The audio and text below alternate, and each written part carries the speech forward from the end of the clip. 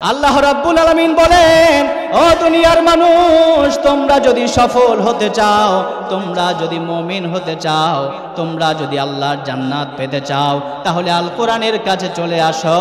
আমি আল্লাহ রাব্বুল আলামিন তোমাদেরকে মুমিন হিসেবে ঘোষণা করে দিব। আওয়াজ করে পড়বে না সুবহানাল্লাহ।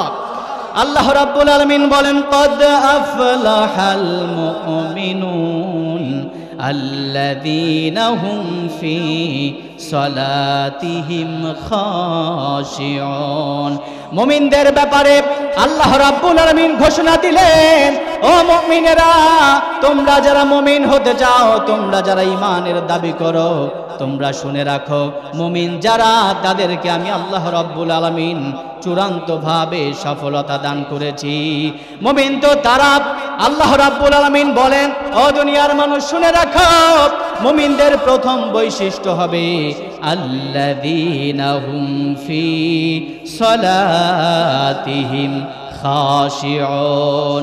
মুমিনরা যখন নামাজে দাঁড়িয়ে যাবে, মুমিনরা শুধুমাত্র কেবলমাত্র এক আল্লাহকে সন্তুষ্ট করতে চাবে। কথা বলেন ঠিক কিনা? মানুষকে দেখানোর জন্য মুমিনরা মসজিদে যায় না। যখন ফজরের আজান হয়, মুয়াজ্জিনের কণ্ঠে যখন আজান ধ্বনিত, প্রতিধ্বনিত, রনিত, নিরনিত হয়, তখন মুমিন হৃদয়ের ভিতরে, মুমিনের কর্ণগহরে যখন এই মুয়াজ্জিনের আজান পৌঁছে যায়, মুমিন তখন ঘুম থেকে জেগে ওঠে, ঠান্ডা পানি দিয়ে ওযু করে মসজিদের দিকে যায়। দুনিয়ার কোনো মানুষকে দেখানোর জন্য নয়, একজনকে দেখানোর জন্য যায়। আওয়াজ করে বলেন, তিনি কে? আল্লাহ রাব্বুল আলামিন বলেন, যখন মুমিনেরা মসজিদে যায়, মুমিন যখন মসজিদের ভিতরে ঢুকে, মুমিন যখন নামাজের ভিতরে আল্লাহু আকবার বলে প্রবেশ করে, খাশিউন, তাদের নামাজের ভিতরে খুশু থাকে। তারা এদিকে তাকায় না, সেদিকে তাকায় না। দুনিয়ার ব্যবসা বাণিজ্য, ধন সম্পদ, অর্থবৃত্ত, টাকা পয়সা, ছেলে সন্তান, কোনো দিকেই মনোযোগ থাকে না। মুমিনদের মনোযোগ শুধু এক জায়গায়, আল্লাহকে সন্তুষ্ট করা লাগবে। কথা বলেন ঠিক কিনা? আমার প্রিয় ভাইয়েরা, একান্ত আপন জনেরা, মুমিনদের প্রথম বৈশিষ্ট্য, মুমিন তো তারা যারা তাদের নামাজের ভিতরে আল্লাহকে সন্তুষ্ট করতে চায়, যাদের নামাজের ভিতরে খুশু এবং খুজু থাকে। মুমিনদের 2 নম্বর বৈশিষ্ট্য, আল্লাহ রাব্বুল আলামিন বলেন, ওয়াল্লাযীনা হুম আনিল লাগাওয়ি মুরিদুন। যারা মুমিন হবে, যারা নিজেদেরকে ঈমানদার দাবি করবে, তাদের জবান হবে সংযত। তারা চাইলেই মিথ্যা বলতে পারে না। মুমিনরা কি মিথ্যা বলতে পারে? আওয়াজ করে বলতে হবে, মিথ্যা বলতে পারে? মুমিনরা গীবত করতে পারে? মুমিনরা চগলখুরি করতে পারে? মুমিনরা তাগুদের পক্ষেও স্লোগান দিতে পারে না। কথা বলো মুসলমান, ঠিক কিনা? আমার প্রিয় ভাইয়েরা, একান্ত আপন জনেরা, মুমিনদের জবান চলবে, মুমিনদের জিহবা চলবে একমাত্র আল্লাহর সন্তুষ্টির জন্য। কথা বলেন ঠিক কিনা?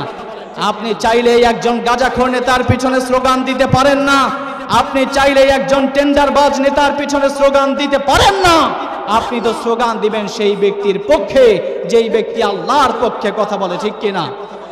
আমার প্রিয় ভাইয়েরা, একান্ত আপন জনেরা, বিশ্বনবী সাল্লাল্লাহু আলাইহি ওয়াসাল্লাম বলেছেন, ইদা মুদিহাল ফাসিক, যখন কোনো ব্যক্তি কোনো ফাসিক নেতার পিছনে স্লোগান দেয়। আপনারা কি কষ্ট পাচ্ছেন? আমি কোনো দলের কথা বলছি না, আমি কোনো মতের কথা বলছি না। আমি জানি একটা মাহফিলে সব ধরনের লোকেই থাকে। কথা বলেন ঠিক কিনা? এখানে বিএনপির লোকও আছে, জামায়াতে ইসলামের লোকও আছে, জাতীয় পার্টির লোকও আছে, চরমনের লোকও আছে, তাবলিগের লোকও আছে, ফুরফুরার লোকও আছে, সব ধরনের লোকে এখানে আছে। মুমিনদের প্রথম বৈশিষ্ট্য হবে তাদের নামাজের ভিতরে খুশু থাকবে। মুমিনরা যখন স্লোগান দেবে, স্লোগান হবে আল্লাহর দ্বীনের পক্ষে। কথা বলেন ঠিক কিনা? একটা বিড়ির বিনিময়ে, একটা সিগারেটের বিনিময়ে আমরা আমাদের জবানকে বিক্রি করে দেই কিনা? প্রত্যেকজন মানুষের জবান থেকে কথা শুনতে চায়, এটা ঈমানের দাবি। একটা বিড়ির বিনিময়ে, একটা সিগারেটের বিনিময়ে আমরা আমাদের ঈমানকে বিক্রি করে দেই কি দেই না? বিশ্বনবী সাল্লাল্লাহু আলাইহি ওয়াসাল্লাম বলেছেন, ইদা মুদিহাল ফাসিক, যখন কোনো ব্যক্তি কোনো ফাসিক নেতার পিছনে স্লোগান দেয়, গদাবার রব, আল্লাহ রাব্বুল আলামিন রেগে যান। তার রাগের পরিমাণ এত বেশি বেড়ে যায়, ইহতাজ্জালাহুল আরশ, আল্লাহ রাব্বুল আলামিনের আরশে আজিম পর্যন্ত কাঁপতে থাকে। ও মুসলমান যুবকের আওয়াজ দিয়ে বলেন তো, ওই আল্লাহকে রাগান্বিত করে ওই আল্লাহর আরশে আজিম কাঁপিয়ে দিয়ে ওই আল্লাহর তৈরি জান্নাতে যাওয়া সম্ভব হবে? যদি সম্ভব না হয় তাহলে শক্ত সিদ্ধান্ত নিতে হবে, জীবনে আর কোনোদিন আজে বাজে নেতার পিছনে স্লোগান দেব না, জীবনে আর কোনোদিন কোনো টেন্ডারবাজ নেতার পিছনে স্লোগান দেব না, জীবনে আর কোনোদিন কোনো ধর্ষণকারী কোনো জেনাকারী নেতার পিছনে স্লোগান দেব না। আমাদেরকে যদি স্লোগান দিতে হয় অরব্বাকা ফাকাব্বির, সৃষ্টিকর্তা আল্লাহর নামে স্লোগান দিতে হবে। ওই আল্লাহর জন্য স্লোগান দিতে লেঙ্গা বাজারের কোন কোন যুবক রাজি আছো? দুই হাত তুলে আল্লাহকে দেখা দাও।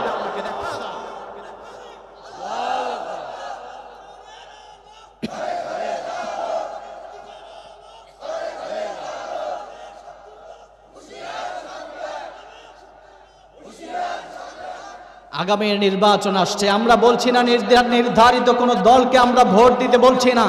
আপনার ভোট আপনি তো দিবেন, কিন্তু যোগ্য একজন মানুষকে দিবেন, একজন শিক্ষিত মানুষকে দিবেন, যিনি কোরআনের পক্ষে কথা বলতে পারে। কোরআনের পক্ষে আমরা সবাই কথা বলতে চাই কি চাই না? আমরা চাই জেনার বিরুদ্ধে আল কোরআনের আইন নাযিল হোক, কথা বলেন ঠিক কিনা? এই বাংলাদেশের মানুষেরা চায় এই বাংলার জমিন চলুক আল কোরআন দিয়ে, চোরের শাস্তি হোক আল কোরআন দিয়ে, কথা বলেন ঠিক কিনা? আল কোরআন দিয়ে যদি পার্লামেন্ট প্রতিষ্ঠিত করা হয় এই বাংলার জমিনে চোর থাকবে না, কথা বলেন ঠিক কিনা? যদি জেনারেল আইন বাস্তবায়ন করা হয় এই বাংলার জমিনে কোনো নেতা ছেলে আমার মেয়ের ধর্ষণ করে সেঞ্চুরি করার সুযোগ পাবে না, কথা বলে মুসলমান ঠিক কিনা? আল্লাহ রাব্বুল আলামিন বলছেন আয-যানিয়াতু ওয়াজ-যানি ফাজলিদু কুল্লা ওয়াহিদিন মিনহুমা মিয়াতা জালদা। যদি কোন জেনাকারী ধরা পড়ে আর যদি সাক্ষীর ভিত্তিতে প্রমাণিত হয় যে তারা জেনা করেছে, সে যদি এমপির ছেলে হয়, মন্ত্রীর ছেলে হয়, সে যদি এমপি মন্ত্রী নিজে হয়, এরপরেও তাকে বাইতুল মুকাররমের সামনে ঝুলিয়ে হত্যা করা হবে। যদি সে অবিবাহিত হয় মিয়াতা জালদা 100 বেত্রাঘাত করতে হবে, আর যদি সে বিবাহিত হয় সঙ্গে সার করতে হবে বাইতুল মুকাররমের সামনে। এই শাস্তি কার্যকর যদি করা হয়, বাংলাদেশের স্বাধীনতার 53 বছর হয়ে গেছে, নারী নির্যাতন আর ধর্ষণ বন্ধ করা সম্ভব হয় নাই।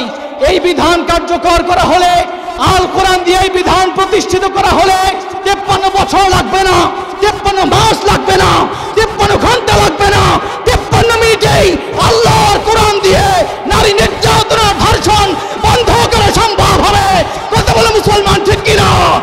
আগামী নির্বাচন আল কোরআনের নির্বাচন, আগামীর পার্লামেন্ট আল কোরআনের পার্লামেন্ট। চাও কারা কারা? দুই হাত তুলে আল্লাহকে দেখা দাও। লিল্লাহে তাকবীর, নারে তাকবীর। আল কোরআনের আলো ঘরে জ্বালালে হবে না, সংসদে জ্বালাতে হবে। আল কোরআনের আলো, লিল্লাহে তাকবীর।